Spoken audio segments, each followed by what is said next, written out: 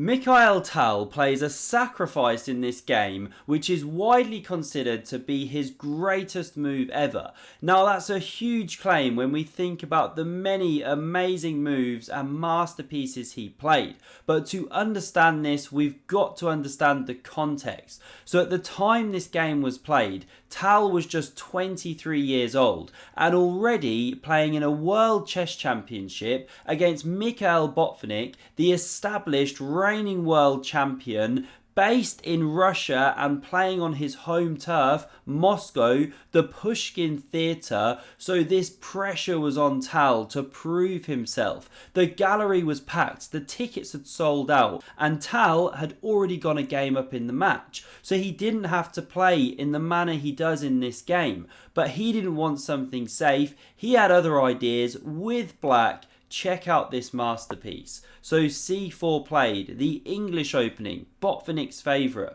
We get knight f6, knight f3, g6. What's Tal preparing for? Well, after g3, now bishop g7, bishop g2. He's headed down this King's Indian defence, very aggressive. And he chose this opening because he knew Botvinnik would likely play this fianchetto variation and felt that it wasn't the best way for white to push for advantage. And how do we know this? Well, Tal released notes about this game in years afterwards. So we see knight c3. Knight b to d7 played. You can also go knight c6, but this is what Tal goes for.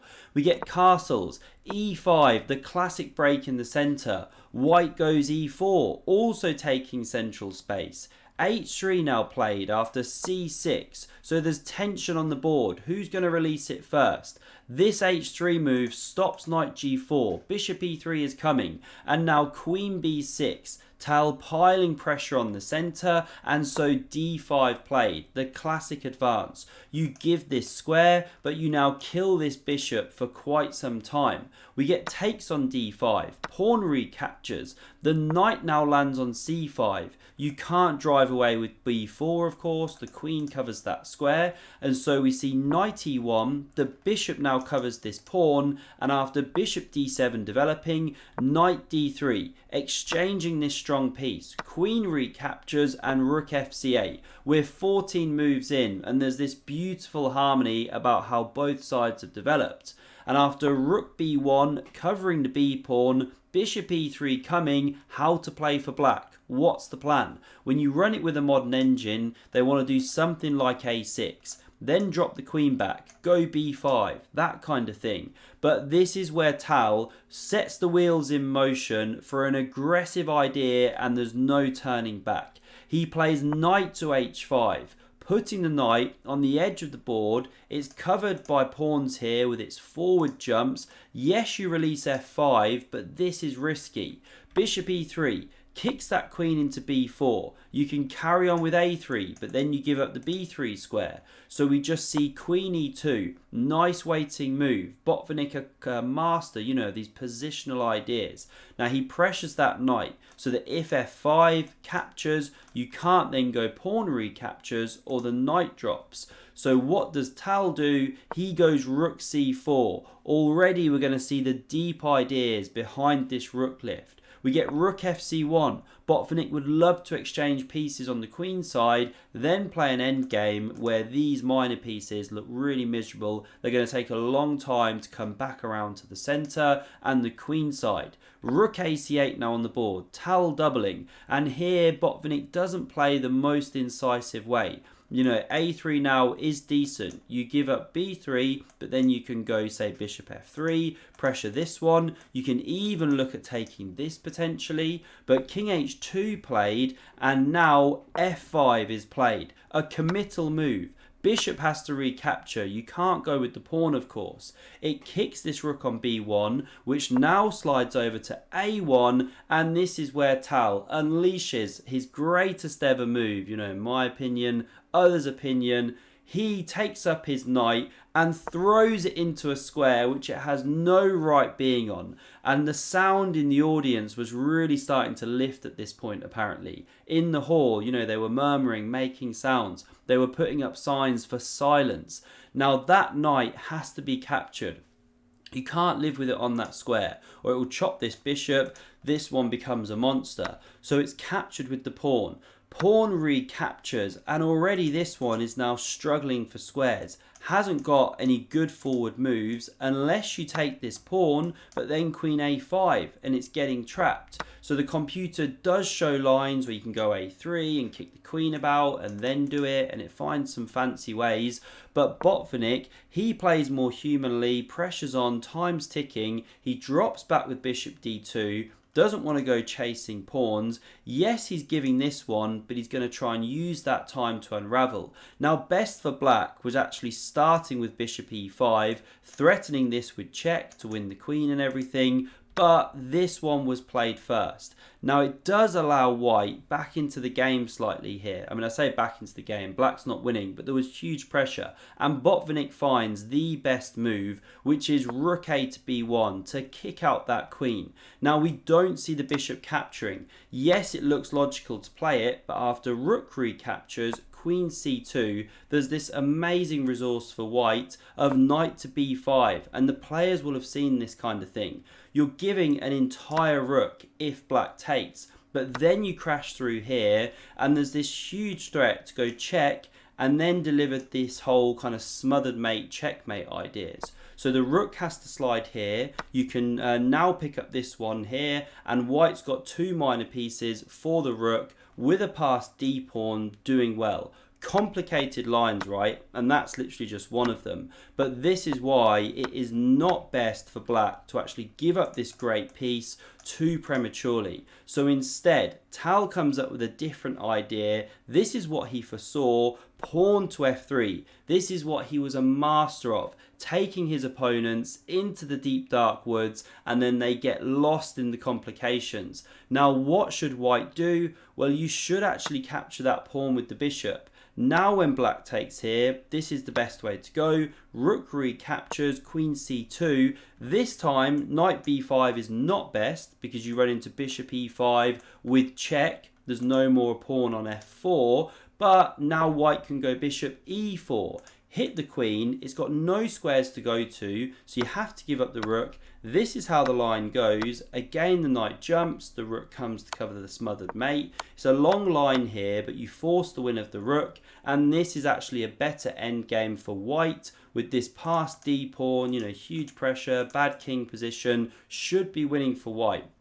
So coming back here, bishop takes on f3 was the way to go, would have secured Botvinnik an advantage, but he doesn't do that.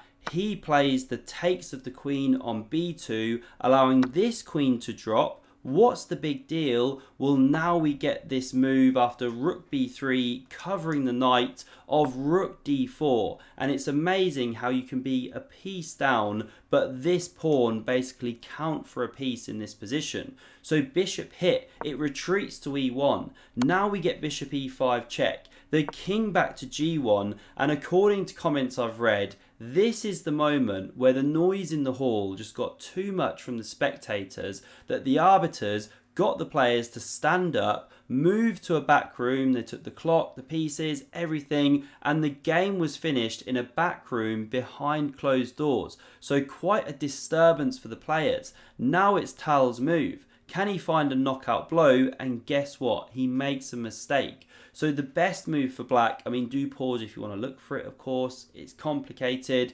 Is this move of rook takes on c3. An awesome sacrificial move, because however you take, say you go with that rook, very logical, this rook slams down and you can't capture, of course, because this pawn's recapturing, and this bishop f4 threat is just huge. So rook c7 is the top engine move, bishop f4 comes, and what to do? Still, if you take, there's takes here. This is apparently the best way for the computer to just come behind this pawn. You win a piece, you take here, and now here, black is still doing well because you're a pawn up and you've got all the pressure. The line goes on, not good.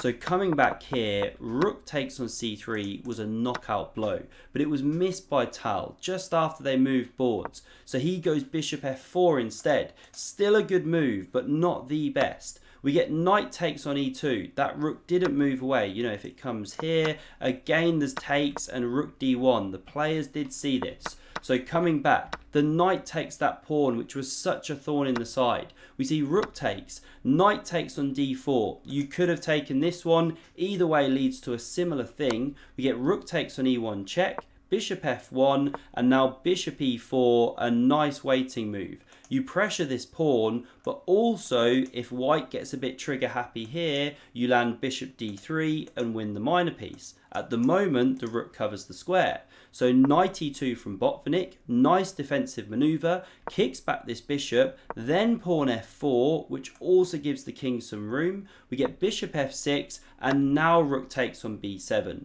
Bishop takes on d5 played, and we see rook c7, a waiting move. Why didn't Botvinnik take this pawn immediately? Well, then you run into this tactic of rook takes on e2. And if bishop captures, there's this one with check, winning the rook. And another point to note is that you can't flick in rook a8 check because this one still covers the square. So coming back here, rook c7 played, the pawn not chopped. We see bishop takes on a2 now. Now rook takes here, and this time the tactic's not working. If you go for this, planning bishop d4, well, now white can flick in a check. You know, the bishop left the d5 square. So after this move of rook takes on a7, we get bishop c4, pressuring the knight. We get a series of checks, driving the king up the board, and rook a3. Another tactical defense, because if bishop captures, then you run into this check, winning back the piece, and white's doing okay. Still black's a bit better, but it's not the most precise. So d5 instead played, and this is the trouble for white. A pawn down and the pressure against the white king. So king f2, trying to worm its way out. The bishop checks from here, defending the rook via x-ray. We get knight, knight g3, that comes in a moment. King g2 played, king d6, now knight g3, white trying to unravel, and here Tal goes for a liquidation. He takes off this knight. You can't recapture it with king or rook, or the bishop drops here. So we see bishop takes on c4, pawn recaptures, now the king takes, and this one's marching in. And this is ominous because the white king is cut. The king is shepherding the pawn, and sorry, this is the final position. I used an exclam to remind me of the final move. This is where Botvinnik resigned. Why? Well, here's a sample line. The king is simply marching in, and once you reach this position, it's just curtains. You know, if you try and bring the king over, well, now the king simply runs away. It can snake all the way up the board, and you just have to resign. And if from here, you know, you come behind the pawn, you just queen it, and it's the same problem if you try a rook move and not a king move. So this rook d7 check here was the final move of the game, and we saw resignation. What a masterpiece by Mikhail Tal. I hope you enjoyed that one. See another epic game of chess. Do check out the video on screen, and thanks very much for watching. See you soon.